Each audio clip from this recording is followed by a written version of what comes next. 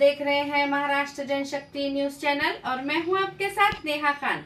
औरंगाबाद पूर्व विधानसभा इलेक्शन की तैयारियों में समाजवादी पार्टी के प्रदेश अध्यक्ष आमदार अबू हासिम आजमी इन्होंने किराड़पुरा यहां पर गफ्फार खादरी इनके साथ मिलकर प्रचार सभा ली।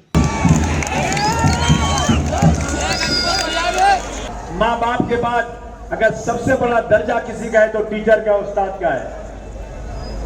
लोग टीचर की कितनी अहमियत रखते हैं। हम लोग जब छोटे थे, अगर बाजार में कहीं घूमते हुए हमारे टीचर ने देख लिया तो दूसरे दिन हमारी खैर नहीं, स्कूल में खड़े करके मार खाते थे, बाजार में क्यों जा रहे हो।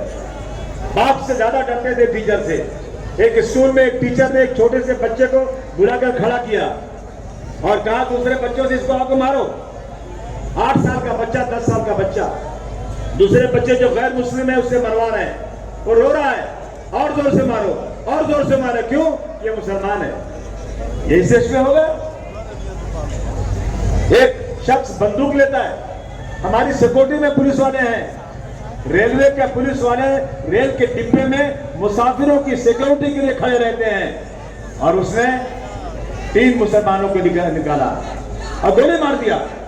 गोली मारने के बाद उसकी बदन पर, उसकी मैयत पर लात रख के कहता है कि इस देश में रहना है तो योगी और मोदी कहना पड़ेगा। इसको बर्दाश्त करें हम? क्या बोलिए, ये बर्दाश्त करने की बात है? हद हो चुकी है। उसको तो उसी वक्त सरकार को जो है फांसी की सजा सुना देना चाहिए था, लेकिन कोई सुनने को तैयार नहीं, आज कोई बात करने को तैयार नहीं। दोस्तों, एक तरफ फिरका परस्ती बढ़ती जा रही है। रोजाना सुबह से शाम तक सिर्फ एक ही बात है कि मुसलमान मुसलमान मुसलमान, हिंदू को उड़ाया जा रहा है। अभी आसाम का जो चीफ मिनिस्टर है वो तो जाके कह रहा है झारखंड में अभी बहुत से बाबर बाकी है देश में, इनको लात मार के यहाँ से निकालना पड़ेगा। ये हालात देश के आज हैं और हम लोग अलग अलग खानों में बटे हुए हैं। हम लोग इसका ख्याल नहीं कर रहे हैं। मेरे पे इल्जाम लगा रहे हैं कि आपने यहाँ टिकट दिया, ये किसकी सीट थी? किसी के बाप की सीट थी क्या? ये कौन चुन कर आया था यहाँ पर? यहाँ कौन चुन कर आया था? यहाँ सिटिंग कौन है?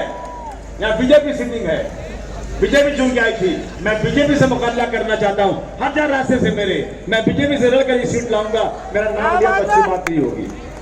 ये कह रहे कि हमारी सीट पर आकर अबू हासिम ने आदमी खड़ा कर दिया, जैसा था किसी के बाप की सीट होती है।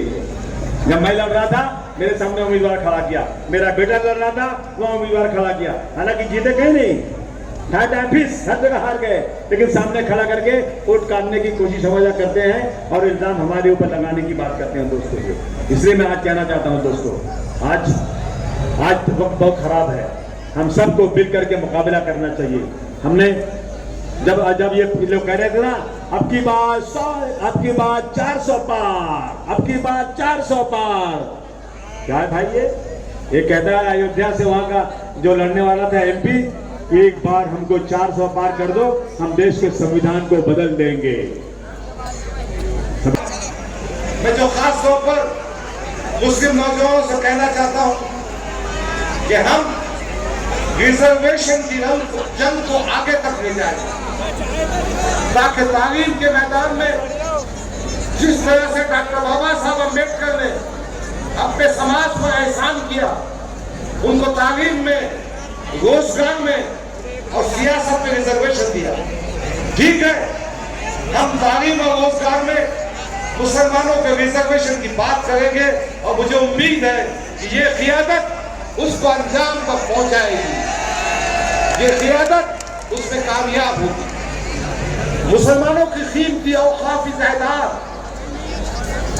जो हमारी मिल्लत है, अल्लाह की मिल्कियत है, गरीबों का हक है, वो भी हम गैरों के जबरों से, हुकूमत के जबरों से निकालेंगे और कौम मिल्लत के इस्तेमाल करेंगे। मैंने उलमाए दीन से खुसूसी गुजारिश करना चाहता हूं कि आप हमारे बुजुर्ग हैं, आप हालात को समझते हैं।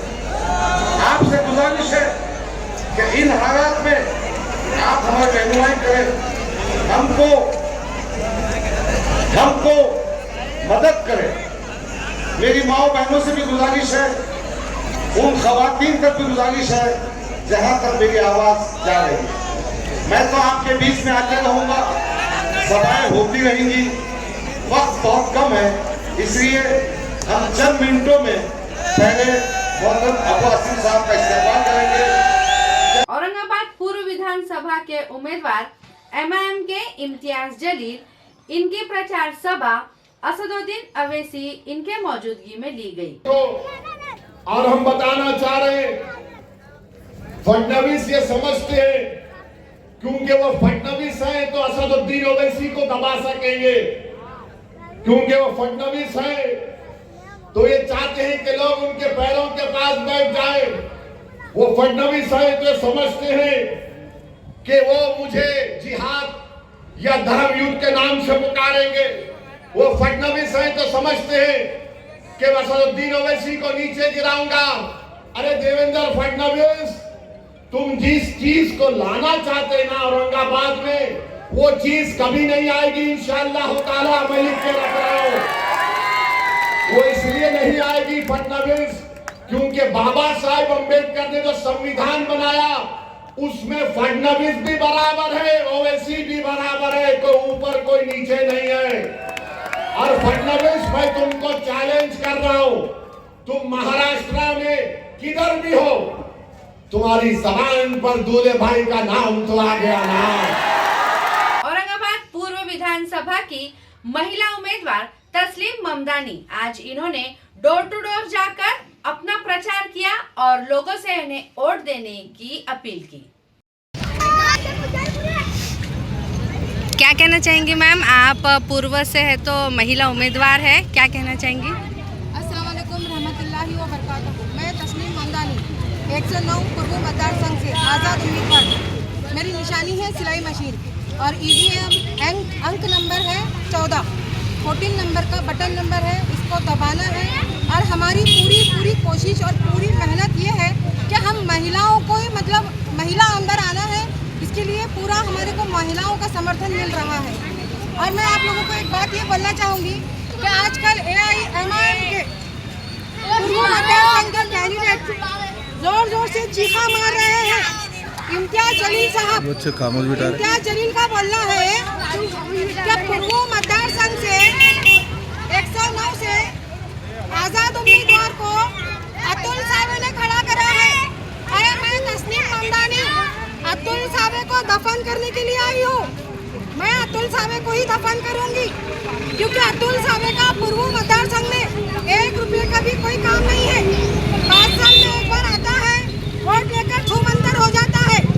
दूसरी खास बात, 24 तारीख को मैंने अपना नॉमिनेशन दाखिल किया था और 29 तारीख को AIMIM के कैंडिडेट गिरावा खासदार, उसने अपना नॉमिनेशन डाला था। अब वो रोज अपने आप में चीखा मार रहा, रोज छातियां पीट ले रहा और रोज बोल रहा कि बीजेपी वालों ने आजाद उम्मीदवारी डाले हैं, बीजेपी वालों ने खड़ा करे हैं।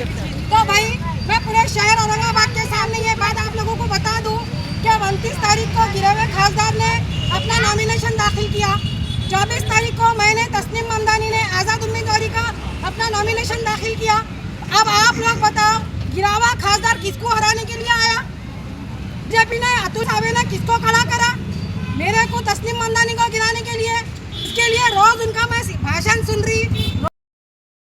औरंगाबाद पूर्व मतदार संघ के अपक्ष उम्मीदवार शहजाद खान उमर खान उर्फ दग्गू पटेल, इनकी प्रचार सभा ली गई।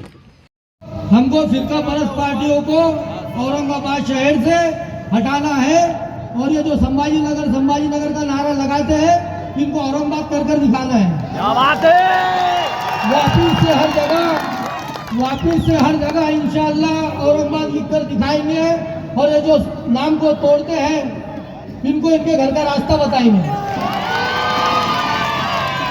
मेरे भाइयों, औरंगजेब रहमतुल्लाह अलैह के बारे में जो इतने बड़े मुगल बादशाह गुजरे, इनके बारे में जो बुरा भला कहते हैं, इनको बता दो कि इस्लाम के अंदर एक हदीस पाक का मफ़हूम है कि जो बड़ों की इज्जत, छोटों पे शफकत, उलमाए दीन की कदर नहीं करता, वो हम में से नहीं है।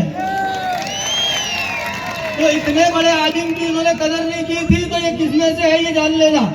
और ये आप लोगों ने खुद ही फैसला कर लेना कि जो औरंगजेब रहमतुल्लाह अलैह को आले गैले कहते हैं, तो ये कौन से जात के और कौन से धर्म के हैं। मेरे दोस्तों, आज तक अपने को जातिवाद के नाम पर बांटा गया।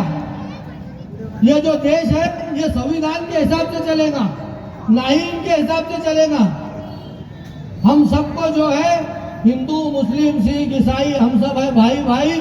हम सबको एक जगह आना होगा और हक का जो उम्मीदवार है, जो अपनी आवाज को वहां पर उठा सके, तुम्हारे लिए वहां जाकर लड़ सके, उसको जिताकर लाना होगा। मेरे भाइयों, ये वहां जाकर खरगोश के बच्चे के जैसा बैठ जाते हैं। इनके